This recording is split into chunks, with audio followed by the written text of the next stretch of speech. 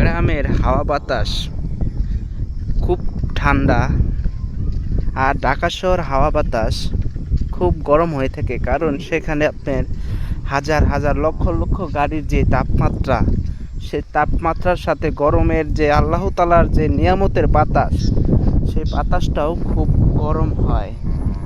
গরম হয়ে যায়। আর গ্রামে একটা জিনিসে দেখতে পাচ্ছেন, বাতাস হচ্ছে টুকটাক, কিন্তু বাতাসটা খুব ঠান্ডা, যেহেতু বেশ কিছুদিন ধরে বৃষ্টি হচ্ছে, তাই বাতাসের এটাও ঠান্ডা, খুব ভালো লাগে। অনেকদিন পরে অ্যাকচুয়ালি বাসা থেকে বের হয়ে 2-3টা ভিডিও করছি, খুব ভালো লাগলো আবহাওয়াটা। দেখতে পাচ্ছেন ওই সাইড দিয়ে মেঘলা, আবার এই সাইড দিয়ে দেখেন পরিষ্কার, আবার এই সাইড দিয়ে হালকা হালকা মেঘলা আছে। দেখেন চতুর সাইড দিয়ে ঘুরে দেখলাম।